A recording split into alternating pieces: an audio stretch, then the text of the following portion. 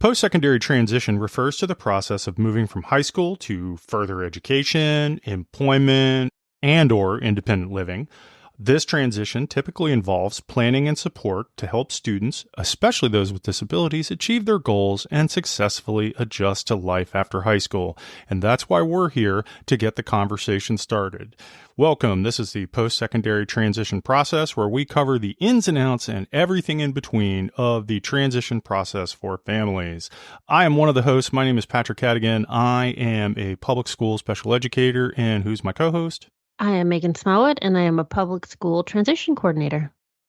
So for this week's conversation, we are continuing our discussion around what parents should expect in each year as their students are moving through high school. For our episode 50, for that discussion, we introduced or reintroduced some of the new middle school expectations around the IEP. However, the bulk of the conversation talked about what families can do during their freshman year. So this conversation will focus on what you can be doing during sophomore year. And just a quick note, we want to make sure that the conversation is as inclusive as it can possibly be. So we have broken it down into two camps, our non-diploma students and which we refer to as our certificate track students, but then also our diploma-bound friends as well. Meghan, okay, so the student has transitioned into sophomore year. Where do you think that the families can start for our certificate track friends or for non-diploma friends? Special education, we all know, is not black and white, it's gray. So you never know which bits and pieces may apply. And a lot of this information that we're going to talk about, it's not centered just around sophomore year. I mean, this will be throughout their whole high school career, but we like to make sure you're thinking about it, at least at this point, if you haven't already during freshman year. But when we talk about our certificate students, this is usually the time, you've already hopefully applied to Developmental Disabilities Administration or DDA. Maybe you've done a referral for the Division of Rehabilitation Services or DOORS. So you're kind of in that time frame between like 14 and 18, which is when the next big array of milestones usually occur. So this is a great time during sophomore year to do some of that research and, background investigation of things to come. And if you have a transition coordinator at your school, they're a great person to have the conversations with, as well as the case manager who may be savvy to some of it. Other parents who have gone through the process or are currently going through the process are a great resource. But just to make sure you take everything that you hear with a grain of salt and double check to make sure it's accurate. Anyway, consider thinking about opening an ABLE account. And I know many have heard of the 529, which is the college savings account. When your child is young, you might have opened one of those. The ABLE account is at 529A, which I think we've talked about in other conversations together. Oh yeah, it's come up a few times, right? Yes. But just to reiterate, the ABLE account is that tax advantage savings account for individuals with disabilities and their families. And it's a great account to have, just another option in addition to a special needs trust, but you can open it to make sure that you have any extra money for your child put away in there, because as we've gotten into before, if they were to receive Social Security after 18, you cannot have more than $2,000 in an account at any time. And the ABLE account is, safe and separate from that. So doing a little research, there's always pop-up informational sessions about it. It's a fairly easy process to set one up. And they're very communicative if you ever have any specific questions. So that's something to start considering. One other thing that I was going to throw out there about the ABLE accounts, and obviously I don't know a whole lot about it, but they can be very specific to the location in which you live. So there will be a link in the show notes that gives a broad definition or covers the idea of ABLE accounts very broadly, but just, make sure that you are doing the research to your area specifically. Yeah, good point.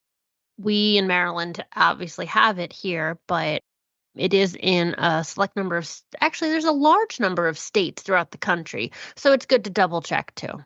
Again, like we've mentioned before, when your student was transitioning to freshman year, continue exploring those school-based options for them, including work programs. With the students on the non-diploma track, we have an array of work programs available to them within our county.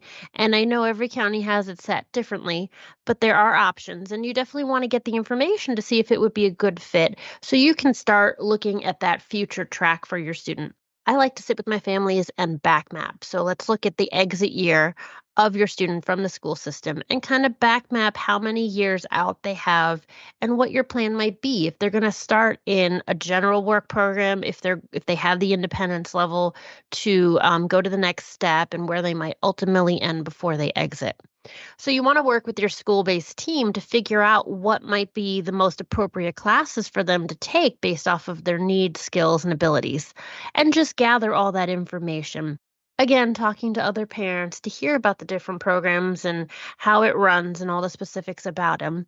But if you know your child has a certain interest, see what else there is out there, even besides the work programs.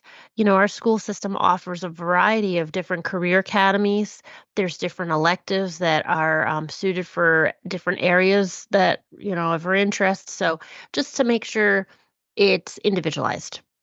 That is also a conversation that we have had before. So again, check out the link in the show notes. I will make sure there is a link to that discussion because it is actually one of our most listened to discussions. It's got a lot of good information there. Also, like we mentioned with the able account thinking for the next milestone at 18, this is another good time to start considering options when it comes to whether you think guardianship or an alternative to guardianship might be the best choice for your child and your family. So consider consulting with an attorney in order to think about those options and also just to protect their assets and come up with an estate plan for your child's future.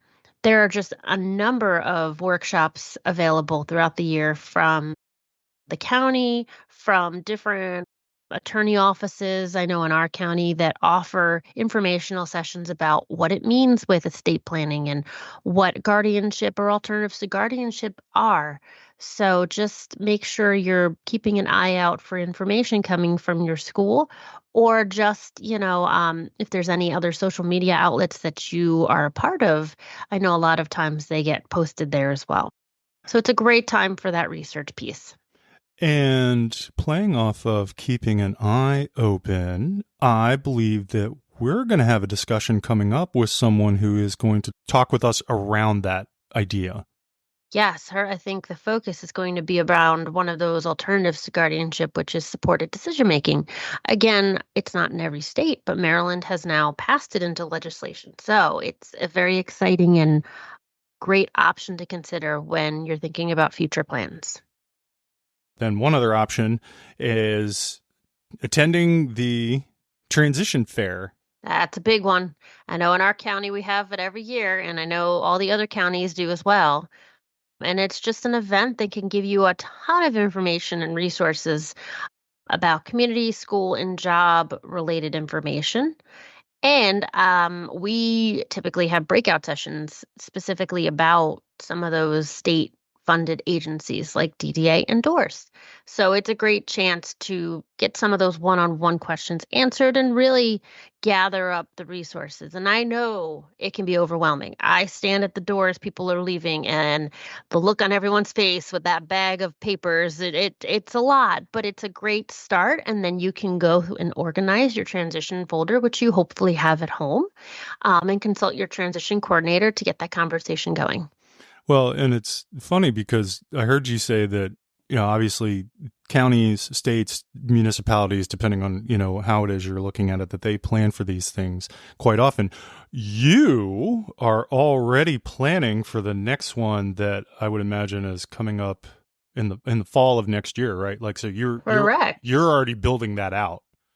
I already have the date and plan and location set. So actually, that's one of my lists on the summer to-do list, to reach out to all the people who hopefully will be attending. Very cool. All right. Yeah. So let's shift focus a little bit, I suppose. And again, these things can be interchangeable. However, when it comes to the information or some of the steps along the process, what does it look like for our diploma bound friends? Where can those families start? Yeah, so there might be a little more rigidness, I guess, to their schedule because obviously they've got classes that they need to take in order to meet those requirements for a diploma. However, the focus around their student-centered transition plan can continue and just reiterating what their goals and interests are in terms of a career, what their activities are, and just going through that timeline of what they plan on doing after high school and how we can help support them currently to get there. So that goes into building and exploring their career interests when able. And I know I've met with many students who it's very tight schedule because they need to take this extra class, they need to take a tutorial, they're trying to fit this in. There's a lot going on and they have a lot of pressure, but talking to them about ways that they can just explore their potential career paths, whether it be an academic class that they can fit in, whether it be accessing a career assessment with the transition coordinator or through doors even. Or job shadowing. I've talked to students who have expressed an interest in, let's say, physical therapy, and their parent has a good friend who owns a physical therapist office. Well, we just had the conversation about what if you were to go in and just shadow them for a day or sit down and talk to them about the specifics of their job and what their responsibilities are. It's something that, isn't going to intrude on their day-to-day schedule in the class setting, but they're getting the information and they have that connection. So just looking at those additional opportunities, both within their school day and outside of the school day to kind of help build that career interest. So then when we think about their academic planning, I know that they're working with their guidance counselor to make sure they're on track with graduation requirements. And I think it's important when they have that annual IEP meeting just to double check on that, make sure there's no surprises, make sure the parents are aware, the students aware, and see if there's any additional support that they need, whether maybe it's a summer class that they have to retake something, if they need an extra support in their schedule, tutoring, anything that's going to help to make sure we get them where they need to be. And then if there is room, hopefully in their schedule, just making sure they're able to enroll those courses that align with their career goals. Now that gets very tricky, and sometimes it's disappointing to see that it doesn't work out because they have to retake a class or they've got this extra class. But I also think it's important to note now that it doesn't all have to be done in 4 years.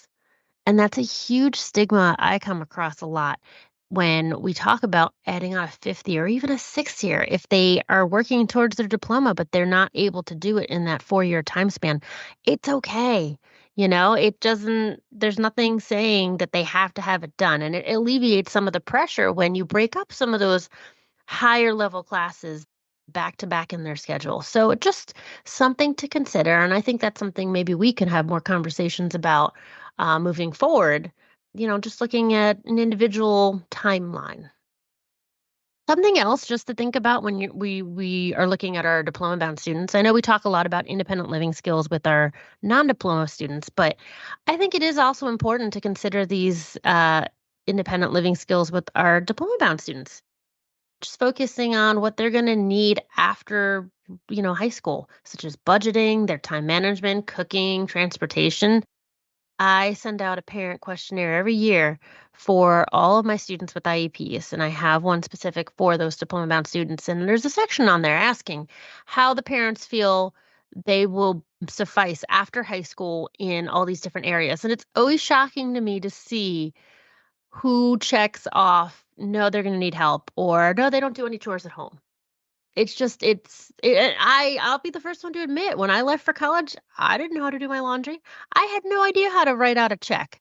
So those are the things that, even if a student doesn't have an IEP, I think it's important that we are making sure that independent living skills are being addressed as well. It probably also, along those lines, this year, just probably continuing to look into those support services, right, that would be available potentially through VR, vocational rehabilitation. Yeah, so at this point, if you haven't done like a doors referral for those pre-employment transition services, and this would be a great time to do it.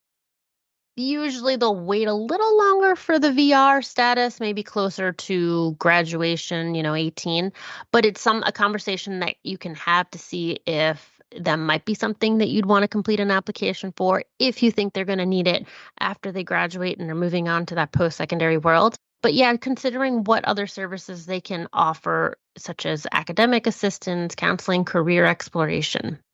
And one thing that I do want to throw out, and I apologize because I know that you've heard me say this a million times, but we're always going to refer back to the services that we're familiar with because of the place that we live in. But each one of these is going to have potentially could have a different name.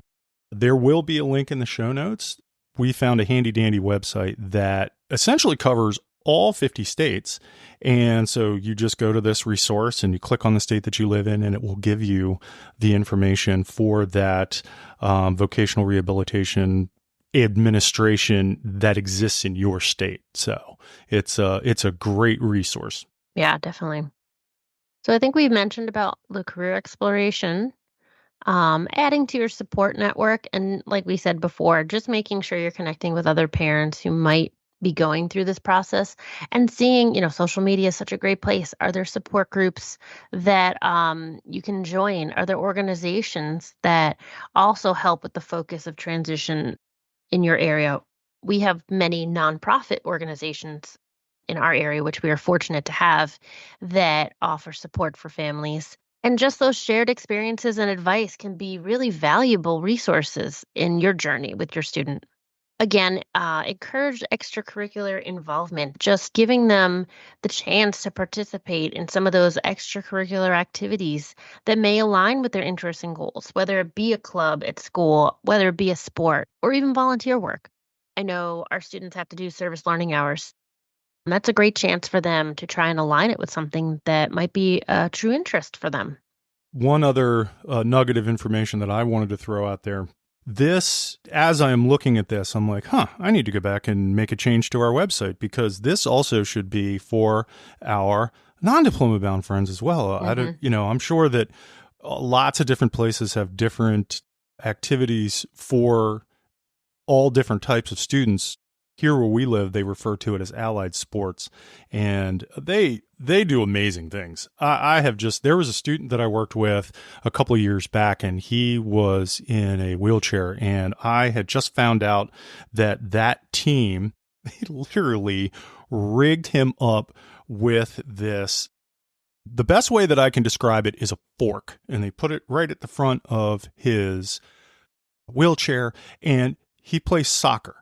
And that is how he participates in that sport. And I just thought that was nifty, and I was really happy to see that. And I know there's been other opportunities aside from allied sports, which I love, but we've had students who maybe they were interested in basketball, and basketball is not one of the allied sports. Well, they were able to act as, what is the word? Like assistant manager or like a... Yeah, like the supplies. I don't know the terminology, helping with the basketball team or like the football team. Sure. Yeah, just thinking outside the box. And like you mentioned, I know a lot of these things we're talking about are diploma-bound students, but thinking of our non-diploma-bound students, both of them, both groups, we're going to explore assistive technology. Might look a little different, but it still all falls under that label. And just seeing what kind of tools and resources that they are accessing or they could be accessing to help support their learning and needs. And I know when we go on our tour of the community college, they have a whole department assigned for that. And it just blows my mind some of the things that they have there to offer. And I'm like, dang, if we just had our students try this out in high school, they want to be something that they could have been accessing and already had, available to them. So, and there's a number of resources available in our area for that too. So just keeping that in mind. And again, making sure you're starting that exploration process of any post-secondary option, whether it be college, whether it be vocational training, employment, or a community program, depending on what the best fit is for your child's goals and abilities. There is no harm in doing too much research or starting too early. Obviously, things may change, but at least you have a general idea of what is to come. And we will always say to make sure you have an at-home folder and to keep it organized and updated. And I know everyone has their own organizational system, but I would love a nice binder with color-coded and labeled and chock full of all the resources. And again, things change, so you might need to update, but it's just a good thing to have in a place that you can go through and periodically look at and add to and refresh your memory on some of the things. I know I've met with parents who will sit down, we'll have a great meeting, and then a week later they're like, "Can we do that again? Because I felt so confident when we met, and then I went home and tried to remind or reiterate it to my husband and couldn't remember a thing." It's a lot. It's tough. So anything you can do to help jog your memory in that notebook will be a good step. And we've said it before and we'll say it again. Remember that this is a very individualized process for each one of the families. It could look drastically different from one family to the next. And the reason that we throw that out there is to be flexible, to be patient with yourselves, and just to work your way through it, one rung of the ladder at a time.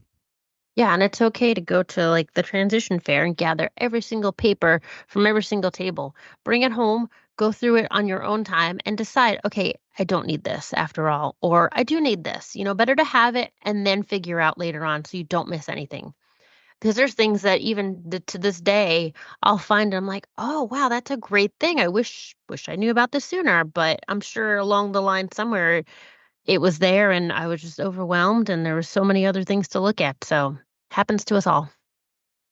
And with that being said, I think that that's a good place. There's clearly a lot of information here, so we can stop the conversation there because by the time we come back to this discussion again, we'll be able to cover both junior year and senior year. However, not a whole lot happens during junior year for the most part, or at least in some cases, that's kind of where you can take a little bit of a breather. But then senior year is going to have a whole lot of information. We'll be able to have that talk. But obviously, we've thrown it out there before. Everyone knows we're working teachers, and this is the summer months. So we have a few more discussions that are coming up, but we plan on taking a break for the month of August. There will be no original content in the feed. We're working on some behind-the-scenes stuff where we can still push out content, but we need to get permission for that content first. So we'll keep you updated. Check out our Facebook feed. We'll be able to throw out what we're doing. Sounds like a plan to me.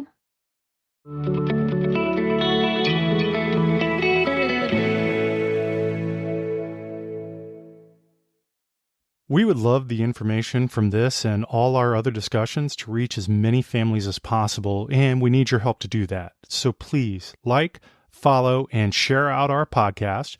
You can find our conversations on all the major podcast platforms, including Apple, Spotify, YouTube Music, and that's just naming a few. So please share and share often. You can always find the links to the information from this discussion in our show notes. Check out our YouTube channel. We've done some of the legwork for you by curating videos of topics that revolve around transition. We have playlists that cover guardianship, alternatives to guardianship, ABLE accounts, and there's still more to come as we're finding videos that we think will be valuable to use. So please be sure to subscribe there as well. And then finally, check out our website, which is full of information and links to resources around the transition process. So make sure to go to www.postsecondarytransition.com. We thank you so much for the time that you've spent with us and look forward to talking again soon. Yes, definitely.